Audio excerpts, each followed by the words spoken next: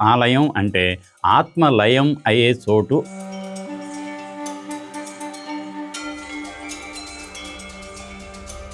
గ్రామీణులు వాళ్లకున్న జానపద పరిజ్ఞాన నేపథ్యంలో ఒక అమ్మ తల్లికి ఆలయాన్ని నిర్మించుకుంటారు. ఊళ్ళోనే మరొక గుడి ఉంటుంది.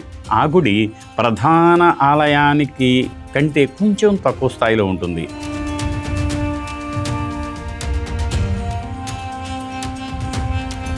శివునికి నంది, విష్ణువుకి గరుడ, అమ్మవారికి సింహం, కార్తికేయుడికి మయూర వాహనం, అలాగే వినాయకునికి మూషికం, సూర్యునికి సప్తాశ్వాలు, ఇలా ఒక్కొక్క కేతనం ఉంటుందన్నమాట.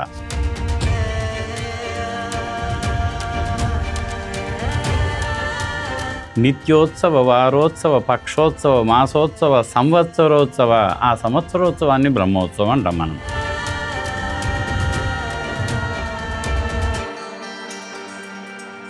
భూమి మీద ఒక్కొక్క కట్టడం యొక్క అమరిక ఎలా ఏ ఆకారంలో ఉంటుందో దాన్ని మనం గ్రౌండ్ ప్లాన్ అంటాం, తలచందం అంటాం. ఆలయం అంటేనేమో స్వామివారు ఎక్కడైతే ప్రతిష్ఠించబడతాడో ఆ ఆలయాన్ని గర్భాలయం అంటాం. దాని మీద నిర్మించబడేదాన్ని మనం గుడి అంటాం అన్నమాట. గోపురం అనేది ఏమిటి అంటే గ్రామం లేక పురం, గోవులు ప్రవేశించటానికి అంటే ప్రవేశ నిర్గమ నియంత్రణ ఏర్పాటు కలిగిన ఒక తోరణం లాంటి కట్టడాన్ని గోపురం అన్నారు.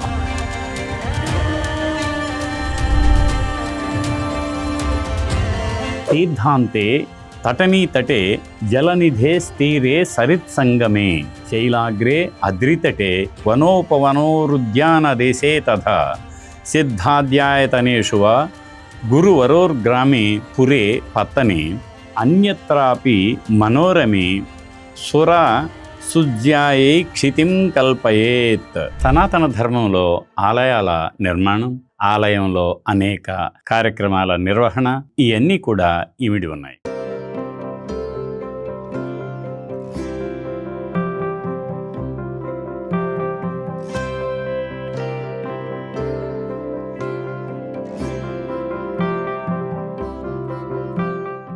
త్రీ టీవీ ప్రేక్షకులకు నమస్కారం.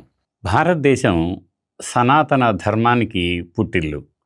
ఆ సనాతన ధర్మంలో ఆలయాల నిర్మాణం, ఆలయ సందర్శన, ఆలయంలో అనేక కార్యక్రమాల నిర్వహణ, యాజమాన్యం ఇవన్నీ కూడా ఇమిడి ఉన్నాయి. అయితే ఆగమ శిల్పశాస్త్రాలు చదివిన పండితులకు, శిల్పులకు ఈ గుడి అంటే ఏమిటో, గోపురం అంటే ఏమిటో తెలుసు. కానీ ఆలయ నిర్మాణాన్ని స్థపతి లేక శిల్పి చేస్తే ఆ నిర్మాణం అయిన తర్వాత ఆలయంలో అనునిత్యం నిత్య నైమిత్తిక నైవేద్యాలతో పాటు అర్చనలు, ఉత్సవాలను కూడా నిర్వహిస్తారు వాళ్ళు అర్చకులు, ఋత్వికులు.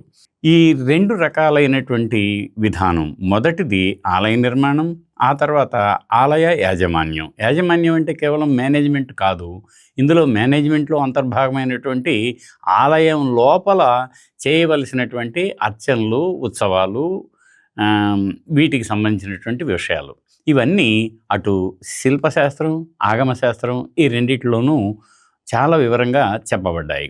వీటి కోసంగా తర్ఫీదునివ్వటానికి అటు శ్రీ వెంకటేశ్వర ఆలయ శిల్ప శిక్షణా కేంద్రం తిరుపతిలో తిరుమల తిరుపతి దేవస్థానం వాళ్ళు నిర్వహిస్తున్నారు. అలాగే అనేక వేద పాఠశాలలు ఉన్నాయి. వేదిక్ యూనివర్సిటీ కూడా తిరుపతిలో ఉంది. ఇవన్నీ కూడా ఆగమాల్లో చాలామందికి ట్రైనింగ్ ఇస్తున్నారు. తద్వారా ఏది ఎలా నిర్మించబడాలో, ఏ ఆలయంలో ఎలా అర్చనలు, ఉత్సవాలు నిర్వహించాలో దానికి తగినటువంటి నియమాలు, నిబంధనలను ఆగమాలు అందిస్తే వాటిని నిర్వహించటానికి ఈ వేద పాఠశాలలో తయారైనటువంటి విద్యార్థులు, అధ్యాపకులు అనునిత్యం వాటిని ఆ ఆచరణలోకి వచ్చేట్లుగా చేస్తూ ఉంటారు. ఇక భారతదేశం అనగానే మనం ఇక్కడ భారతదేశంలోనే గతంలో మనకి ఒక సంప్రదాయం ఉండేది. ఏమిటి అంటే ఆలయ సందర్శన. అంటే ఎప్పుడూ ఎక్కడో ఒక చోట స్థల పురాణంతో ముడివడినటువంటి, అలాగే మన భారతీయ సాంప్రదాయంలో సృష్టి, స్థితి, లయ కారకులైనటువంటి బ్రహ్మ, విష్ణు, శివుడు వీళ్ళ ముగ్గురుకు సంబంధించిన ఆలయాలు కావచ్చు, వాళ్ళ దేవేరులైనటువంటి మళ్ళీ సరస్వతి, ఉమ, లక్ష్మి వీళ్ళకి సంబంధించినటువంటి ఆలయాలు కావచ్చు, ఇంకా వాళ్ళ పరివారాలకు సంబంధించిన ఆలయాలు కావచ్చు, భారతదేశంలో ఒక్కొక్క ప్రాంతంలో ఒక్కొక్క విలక్షణ వాస్తు శిల్ప శైలిలో నిర్మించిన ఆలయాలు కోకొల్లలు. అయితే మనం ఉదాహరణకు హైదరాబాద్లో ఉన్నటువంటి ఒక ప్రేక్షకుడు ఎక్కడో మధురైలో ఉన్నటువంటి తంజావూరు, మధురై, రామేశ్వరం ఇలాంటి ప్రాంతాల్లో ఉన్న ఆలయాలను చూడాలని తీర్థయాత్రలకు వెళ్ళొచ్చు. అలాగే ఉత్తరాదిన ఉన్నటువంటి కాశీ, ఉజ్జయిని, కేదార్నాథ్, 4 ధామాలు వీటన్నిటిని చూడటానికి వెళ్ళొచ్చు. ఇలా భారతదేశంలో ఎప్పటినుంచో ఈ తీర్థయాత్రలు అనేటువంటి ఒక అంశం జీవన విధానంలో ఒక భాగమైంది. మహాభారతంలో కూడా మనం గమనిస్తాం. అర్జునుడు ఆయన అనేక తీర్థయాత్రలు చేసి ఆలయాలను కూడా సందర్శిస్తాడు. ఎక్కడి దాకా ఎందుకు, రామాయణంలో రాముడు రామేశ్వరంలో శివునికి అర్చనలు చేసిన తర్వాతే ఆ తదుపరి కార్యక్రమానికి రూపకల్పన చేసుకుంటాడు. ఇలా ఎన్నో మనకు అటు పౌరాణిక, చారిత్రక సంఘటనలు ఉన్నాయి. ఈ నేపథ్యంలో గుడి, గోపురం దీనికి సంబంధించినటువంటి అనేక విషయాలు, అంటే ఒకటి ఆలయాల్ని ఎక్కడ నిర్మిస్తారు, ఎలా నిర్మిస్తారు, నిర్మించేవారెవరు, నిర్మించిన తర్వాత ఈ ఆలయాలను ఎవరు నిర్వహిస్తారు, ఇదిగో ఈ అంశాలకు సంబంధించి మనం ఈ ధారావాహిక శీర్షికలో చర్చించుకోబోతున్నాం.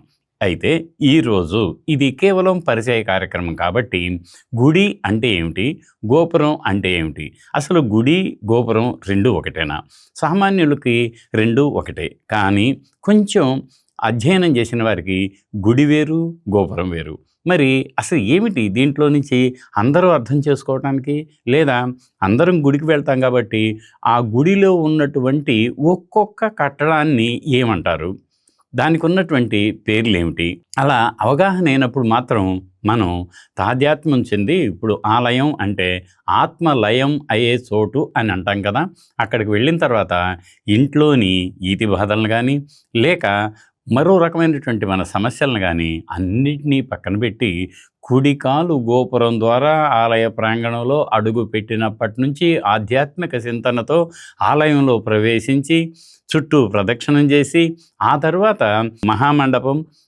అర్ధమండపం, గర్భాలయం ఉన్న స్వామివారిని దర్శించుకున్న తర్వాత మళ్ళీ తీర్థప్రసాదాలు స్వీకరించి వెనుదిరిగి వెళ్ళేప్పుడు ఎంత తన్మయత్వం, ఎంతటి భక్తి పార్వశ్యం, ఎంతటి ఆధ్యాత్మిక ఆనంద భావన, వీటన్నిటికీ కారణం అయినటువంటి ఆలయ సందర్శనం కదా. ఇక మనం గుడి అంటే ఏమిటో చెప్పుకుందాం.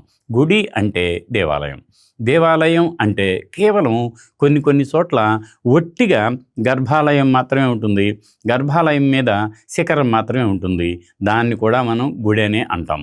మనం దానికి ఉదాహరణగా పల్లెటూళ్ళల్లో గ్రామదేవతలకు ఉన్నటువంటి ఆలయాలన్నీ కూడా చాలా సాధారణంగా చిన్నగా ఉంటాయి. వాటిని సంస్కృతంలో మనం ఏమంటామంటే చిన్న ఆలయాలు అంటాం అన్నమాట. చిన్న ఆలయాలు కేవలం గర్భాలయం ఉంటుంది, దానికి మాత్రమే తలుపు ఉంటుంది, దాని మీద ఒక చిన్న శిఖరం ఉంటుంది. ఆ శిఖరం కూడా నిజంగా శిల్పశాస్త్రం ప్రకారంగా కట్టిన ఆధారాలు చాలా తక్కువ. ఎందుకు అంటే గ్రామీణులు వాళ్లకున్న జానపద పరిజ్ఞాన నేపథ్యంలో ఒక అమ్మ తల్లికి ఆలయాన్ని నిర్మించుకుంటారు. దాన్ని మనం గ్రామదేవత అంటాం. ఒక పక్క పోలేరమ్మ కూడా ఉంటుంది. దాదాపుగా పోలేరమ్మలు ఈ కొయ్యతో తయారు చేసినటువంటి శిల్పాన్ని ఒక ఊరు నుంచి మరో ఊరికి వెళ్ళేప్పుడు రెండిటికి మధ్య గల సరిహద్దులో రక్షణ కోసం ఏర్పాటు చేసుకున్న ఒక దేవత. ఎవరైనా సరే ఎంత గతంలో మనం కాలినడకను కానీ లేక బండి ప్రయాణంలో కానీ వెళ్ళేప్పుడు పొలిమేర సరిహద్దులో అమ్మవారిని దర్శించుకున్న తర్వాతే మరో ఊరికి మనం ప్రవేశించటం జరుగుతుంది. అదిగో అలా సింపుల్గా ఉన్నటువంటి గర్భాలయం మీద ఒక శిఖరంతో ఉన్న గుడి, అది కూడా గుడే. ఆ తర్వాత ఊళ్ళోనే మరొక గుడి ఉంటుంది. ఆ గుడి ప్రధాన ఆలయానికి కంటే కొంచెం తక్కువ స్థాయిలో ఉంటుంది. దానికి గర్భాలయం, అర్ధమండపం మాత్రమే ఉంటుంది. అర్ధమండపం అంటే గర్భాలయానికి ముందు ఒక చిన్న గదిలాగా ఉంటుంది. అది దాదాపుగా కొన్ని ఓపెన్గా 2 స్తంభాలతో ఉంటాయి, మరికొన్ని అటు ఇటు గోడలతో కూడా ఉంటాయి. దీన్ని గర్భాలయం, అర్ధమండపం అని అనుకున్నాం ఇంతవరకు. అయితే మరికొన్ని సందర్భాల్లో ఈ గర్భాలయ అర్ధమండపానికి మహామండపాన్ని జోడిస్తారు. ఆ మహామండపాన్ని మరికొన్ని సందర్భాల్లో రంగమండపం అని కూడా అంటారు. అక్కడ స్వామివారికి గర్భాలయంలో అర్చనలు అంటే మన షోడశోపచారాలు జరుగుతుంటే దాన్ని అంగభోగం అంటాం. అలాగే మహామండపంలో నర్తకీమణుల చేత నృత్యాన్ని స్వామివారికి వినోదం కోసం సమర్పించటాన్ని రంగభోగం అంటాం. దీన్ని అంగరంగ భోగాలు అని అంటాం కదా. అదిగో ఈ అంగభోగానికేమో గర్భాలయం, రంగభోగానికేమో రంగమండపం లేక మహామండపం అవసరమయ్యాయి. ఇవన్నీ కూడా అటు శిల్ప ఇటు ఆగమ శాస్త్రాలు చెప్పినటువంటి విషయాలే. ఇప్పుడు మనం గర్భాలయం, అర్ధమండపం, మహామండపం వరకు వచ్చాం. మరి ఇంకా మండపాలు ఉన్నాయా? అనేక మండపాలు ఉన్నాయి. శిల్ప ఆగమ శాస్త్రాల్లో మంటప లక్షణం అనే ఒక ప్రత్యేక అధ్యాయం కూడా ఉంది. దాదాపుగా 40 రకాల మండపాలు ఉన్నాయి. ఆ మండపాల గురించి మరో సందర్భంలో మాట్లాడుకుందాం. ఇక మహామండపం ముందుకొస్తే మనకు ఉండేటువంటి ఒక మండపం, దాన్ని ఏమంటారంటే సభామండపం అంటారు. మనం దాక్షిణాదికి గనక వెళ్ళి చూస్తే ఎలా ఉంటుందంటే మధురైలో కానివ్వండి, లేక కంచీపురంలో కానివ్వండి, లేక అనేక సందర్భాల్లో మీకు గర్భాలయ, అర్ధమండపం, మహామండపంతో సువిశాలంగా ఒక ఓపెన్ మండపం ఎత్తైన స్తంభాలతో అరలారుతూ అనేక మంది భక్తులు ఒకేసారి అక్కడ ఆధ్యాత్మిక చింతనతో కూర్చోవటానికి, దైవ చింతనను మననం చేసుకోవటానికి ఆస్కారం ఏర్పడుతుంది. దాన్ని సభామండపం అంటాం. ఎందుకు సభామండపం అని అన్నారు అంటే, యజమాని, ఒక్కొక్కసారి యజమాని అంటే ఆలయ నిర్మాత, కొన్ని సందర్భాల్లో స్థానిక పాలకుడు, మరికొన్ని సందర్భాల్లో రాజు, రాజరాజు, చక్రవర్తి, వాళ్ళంతా కూడా అక్కడికి వస్తారు. ఉదాహరణకు శ్రీకృష్ణదేవరాయలు తన దేవేరులతో 6 సార్లు, విడిగా ఒకసారి, మొత్తం 7 సార్లు తిరుమలని సందర్శించాడు. అదిగో అలా సందర్శించినప్పుడు ఆయన గర్భాలయం వరకు వెళ్ళినా ఒక్కొక్కసారి స్వామివారికి అర్చనలు, ఉత్సవాలు జరిగేటప్పుడు ఇలా ఆ మహామండపంలో ఉంటాడు. దాన్ని మనం మహామణి మండపం అని అంటున్నామే. అలా ఈ సభా మండపంలో చక్రవర్తులు ఆసీనులై వారి సమక్షంలో ఇవన్నీ కూడా జరుగుతూ ఉంటాయి. దాన్ని మనం సభామండపం అన్నాం. ఈ సభామండపం తర్వాత కానీ, మహామండపం తర్వాత కానీ వచ్చేటువంటి మరో కట్టడాన్ని మనం వాహన ఆలయం అంటాం. వాహనం అంటే ఏమిటి? ప్రతి స్వామికి లేక దేవతకు, అంటే ఉదాహరణకు శివుడు ఉన్నాడు అనుకుందాం. శివుడికి గర్భాలయం, అర్ధమండపం, మహామండపం ఉంటుందే. ఆ మహామండపంలో మధ్యలో నందిని పెడతారు, పెద్ద నంది. అర్ధమండపంలో చిన్న నందిని పెడతారు.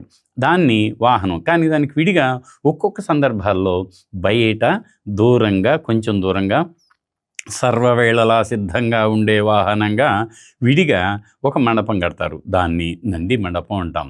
మనం అటు తంజావూరులో చూడవచ్చు విడిగా ఉన్నటువంటి నంది మండపాన్ని. అంతేకాకుండా మీరు ప్రతి చోట చూడవచ్చు అన్నమాట. యాగంటిలో చూడవచ్చు. ఇంకా మీకు రామప్ప ఇటీవల ప్రపంచ ప్రఖ్యాతగాంచినటువంటి వారసత్వ కట్టడాల జాబితాలో చోటు దక్కించుకున్న రామప్ప దేవాలయానికి ముందు కూడా విలక్షణ వాస్తు శైలిలో నిర్మించిన నంది మండపం ఉంది. అదిగో అలా స్వామివారి వాహనానికి కూడా ఒక ఆలయం ఉంటుంది. అదే అమ్మవారైతే సింహవాహిని అయితే సింహానికి అలా విడిగా ఉంటుంది. విష్ణువుకైతే విష్ణువుకి గరుడాళ్వార్, గరుత్మంతుడు ఇలా నమస్కరిస్తున్నట్లుగా ఒక ఇది ఉంటుంది. రామాలయం అయితే ఆంజనేయుని విగ్రహం ఉంటుంది. దాన్ని విడిగా ఒక చిన్న వాహన ఆలయం అని అంటాం మనం. అది కూడా దాటిన తర్వాత ధ్వజస్తంభం. ఆలయానికి ప్రతి దేవతకు ఒక కేతనం ఉంటుంది, అంటే ఒక గుర్తు. ఏమిటా గుర్తు? శివునికి నంది, విష్ణువుకి గరుడ, అమ్మవారికి సింహం, కార్తికేయుడికి మయూర వాహనం, అలాగే వినాయకునికి మూషికం, సూర్యునికి సప్తాశ్వాలు, ఇలా ఒక్కొక్క కేతనం ఉంటుందన్నమాట.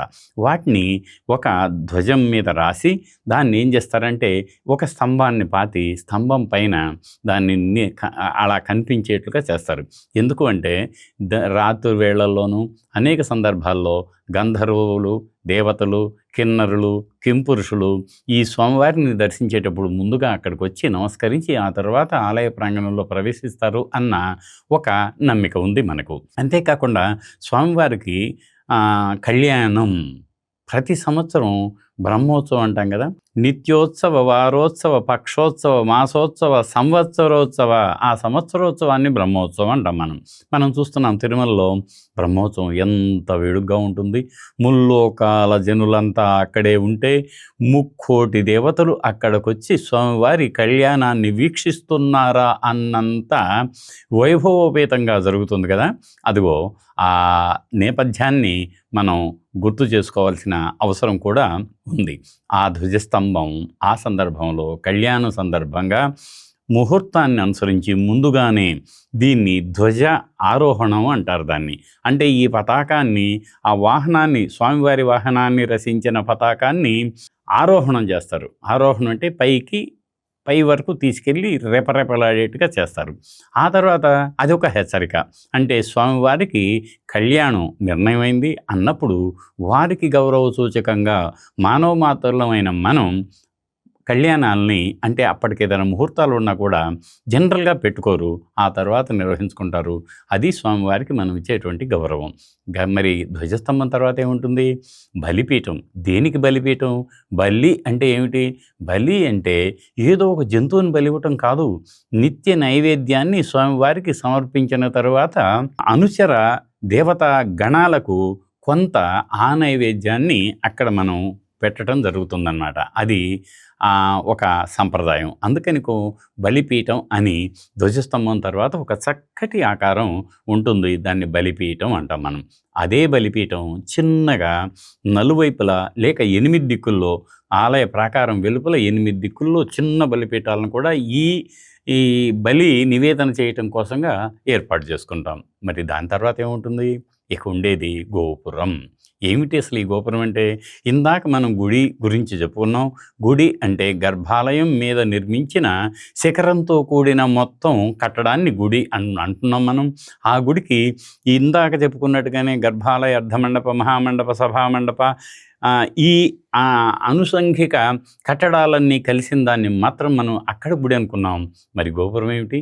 ఇదేమిటో కొత్తగా ఉంది కదా అని అనుకుంటే, మనం ఒక్కసారి చరిత్రలోకి వెళ్ళి చూస్తే గోపురం అనేది ఏమిటి అంటే గ్రామం లేక పురం. ఆ పురంలో ప్రవేశించటానికి, ప్రవేశించటానికి గోవులు ప్రవేశించటానికి కొంచెం అంటే ప్రవేశ నిర్గమ నియంత్రణ ఏర్పాటు కలిగిన ఒక తోరణం లాంటి కట్టడాన్ని గోపురం అన్నారు. అందులో గోవులన్నీ కూడా పురంలోకి ప్రవేశించే ప్రదేశం అన్న అర్థంతో అప్పుడు వాడిన మాట నిజం. అయితే రాను రాను ఈ గోపురం అంటే మనం చరిత్ర గురించి తర్వాత చెప్పుకుందాం, క్రమ వికాసాన్ని గురించి కూడా. అది మొట్టమొదటిసారి మనకు నాగార్జునకొండ త్రవ్వకాల్లో పుష్పభద్ర స్వామి అనే ఆలయానికి గోపురం ఉన్నట్లుగా మనకు పునాదులు బయటపడ్డాయి. ఆ తర్వాత కంచిలో ఉన్నటువంటి కైలాసనాథ స్వామి దేవాలయానికి కూడా గోపురం మొట్టమొదటిసారి మనకు కనిపిస్తుంది. అలాగే బాదామి అక్కడ కూడా మనకి చిన్న గోపురం కనిపిస్తుంది. దాని తర్వాత ఇక పల్లవులు, పాండ్యులు, ఇక చోళులు, విజయనగర రాజులు, నాయక రాజులు ఈ గోపురాన్ని ఎంత విస్తృతం గావించారంటే, ఎంత మహోన్నతం గావించారంటే, మామూలు గోపురం రాజగోపురం లాగా దాని స్థాయిని పెంచుకునే వరకు వెళ్ళిందన్నమాట. ఒక్క అంతస్తు కాదు, 2 అంతస్తులు కాదు, 7 అంతస్తులు కాదు, అనేక అంతస్తులతో అలరారుతున్న గోపురం ఆలయానికి ప్రవేశం దగ్గర ఇలా దీర్ఘచతురస్రాకారంగా నిర్మించబడి పైన అనేక కలశాలతో ఉంటుంది. అదే గుడి మీద అయితే ఒకే ఒక కలశం ఉంటుంది. మీరు ఆలయాలు చూశారు కదా, కొన్ని సందర్భాల్లో ఈ గుడిని కూడా అనేక కలశాలు ఉంటాయి. అవి ఎక్కడుంటాయి? ఉదాహరణకు శ్రీరంగంలో స్వామివారు శయనించి ఉంటారు. శయనించి ఉండేటప్పుడు గర్భాలయం కూడా దీర్ఘచతురస్రాకారంగా ఉంటుంది. మరి దీర్ఘచతురంకి తగ్గట్టుగా పైనుండే విమానాన్ని కూడా శ్రీకర విమానం అంటాం మనం. ఆ విమానం మీద 3 కలశాలు మనకు కనిపిస్తూ ఉంటాయి. మరి ఒకటికి బదులు 3 వచ్చాయా లేవా? ఇదంతా కూడా అవసరానికి తగ్గట్టుగా ఈ కట్టడ నైపుణ్యాన్ని దాంట్లో జొప్పించడం జరుగుతుంది. ఇప్పటివరకు మనం 2 విషయాలు చెప్పుకున్నాం. ఒకటి, మొత్తం ప్రాంగణాన్ని కలిపి ఆలయం అంటాం. మొత్తం ప్రాంగణం అంటే కేవలం ప్రాకారంలో మధ్యలో మీరు గోపురం నుంచి ప్రవేశిస్తాం. చుట్టూ ప్రాకారం ఉంటుంది. ప్రాకారం లోపల కొన్ని సందర్భాల్లో ప్రాకార మండపం ఉంటుంది. దాంట్లో పరివారాలయాలు కూడా ఉంటాయి. పరివారం అంటే మళ్ళీ విడివిడిగా ఎవరి పరివారం వారికే ఉంటుంది. ఉదాహరణకి శివ పరివారం, విష్ణు పరివారం, శక్తి పరివారం, ఇలా ఒక్కొక్క దేవునికి తన పరివారం అంటే తన అనుసంధానమైనటువంటి ఆ దేవతలకు విడివిడిగా ప్రత్యేకంగా ఆలయాలు కానీ మండపాలు కానీ ఉంటాయన్నమాట. దాంతోపాటు యాగశాల, పాకశాల, కళ్యాణ మండపం, ప్రవచన మండపం, ఇలా అనేక రకాలైన అవసరాలకు తగ్గట్టుగా కట్టడాలు వచ్చి చేరుతాయి. ఇవే కాదు, ఇంకా ఆలయంలో మరి స్వామివారికి నిత్యార్చనల కోసం నైవేద్యాన్ని సమర్పించడానికి నిర్మించుకునే పాకశాల, ఆగ్నేర్యాం పాకశాల అంటాం. అలాగే స్వామివారికి ఉత్సవ సందర్భాల్లో హోమం, క్రతువులు చేస్తూ ఉంటాం. దాన్ని ఈశాన్యే యాగశాల, ఈశాన్యంలో యాగశాల కట్టాలని చెబుతాం మనం. నైరుతిలో కళ్యాణ మండపం ఉంటుంది. ఎక్కడైనా సరే ఇది ఆలయ వాస్తు ప్రకారంగా తలచందం అంటాం. అంటే గ్రౌండ్ భూమి మీద ఒక్కొక్క కట్టడం యొక్క అమరిక ఎలా ఏ ఆకారంలో ఉంటుందో దాన్ని మనం గ్రౌండ్ ప్లాన్ అంటాం, తలచందం అంటాం. ఇక ఊర్ధ్వచందం అంటారు. అంటే కింద నుంచి పై వరకు ఆలయం ఎలా అమరి ఉంటుంది అంటే అది ఒక ఉపపీఠం మీద, దాని తర్వాత అధిష్టానం, దాని తర్వాత స్తంభవర్గం గోడ, దాని తర్వాత కప్పు ప్రస్తరం, దాని మీద వచ్చేదా శిఖరాన్ని మొత్తాన్ని కలిపి విమానం అంటాం. ఎందుకు విమానం అంటాము? మరో సందర్భంగా విమానాల్లో రకాలు మళ్ళీ చెప్పుకుందాం మనం. దాని మీద వచ్చేదే కలశం. చిట్ట చివర కలశం ఉంటుంది. దాన్ని కుంభం అంటాం. మనం మహాకుంభాభిషేకం అనే మాట కూడా వింటాం కదా. అదేమిటో కూడా మళ్ళీ చెప్పుకుందాం జీర్ణోద్ధరణ సందర్భంగా.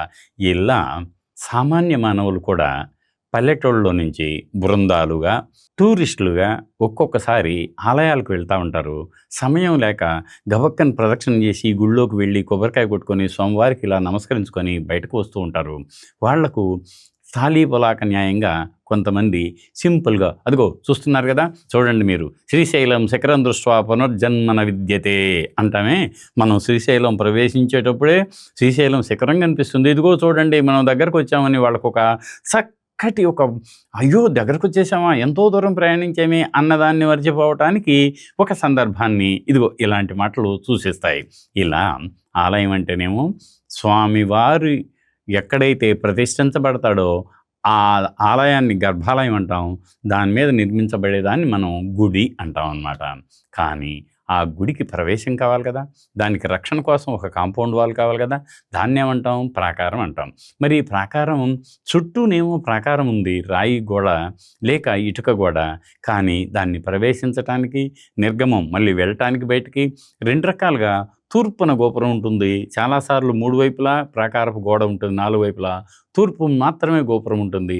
కానీ మరికొన్ని సందర్భాల్లో నలువైపులా గోపురాలు ఉంటాయి. దానికి మనకి శ్రీశైలంలోని మల్లికార్జున స్వామి దేవాలయమే ప్రత్యక్ష తార్కాణం. అలా కాకుండా ఈ ప్రాకారాలు కూడా కొన్ని సందర్భాల్లో 7 ప్రాకారాలు ఉంటాయి. సప్త ప్రాకార సమన్వితం శ్రీరంగంలో 7 ప్రాకారాలు ఉన్నాయి. అది అసలు ఒక విలక్షణమైన గాథ. మరి 7 ప్రాకారాలకి 7 × 4 28 గోపురాలు ఉన్నాయి. మామూలు మాటలా చెప్పండి. అలా ప్రాకారం నుంచి లోపలికి ప్రవేశించటానికి ఒక కట్టడం ఉంటుంది. ద్వారంతో పాటు దాని మీద ఒక శిఖరం చాలా ఎత్తైన ఉంటుంది. దాన్నేమో గోపురం అంటున్నాం మనం. గోపురం ద్వారా ఆలయ ప్రాంగణంలోకి ప్రవేశిస్తాం. ప్రవేశించిన తర్వాత మనం గుడిని చూస్తాం. గుడిలో దర్శనం చేసుకొని బయటకు వస్తాం. అదిగో ఇన్ని రకాల కట్టడాలన్నీ కూడా ఆలయంలో వారికి ఉన్న స్తోమతను బట్టి అక్కడ అంటే ఉదాహరణకి గ్రామం చిన్న ఆలయం ఉండొచ్చు, పట్టణం కొంచెం పెద్దది ఉండొచ్చు, నగరం మరింత పెద్దగా ఉండొచ్చు.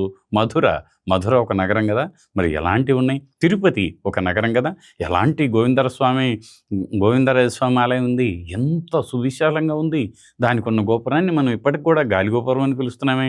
మట్ల అనంత కుమార రాజుగారు నిర్మించినటువంటి ఆ గోపురం భూమి నుంచి పైకి 205 అడుగుల ఎత్తుంది.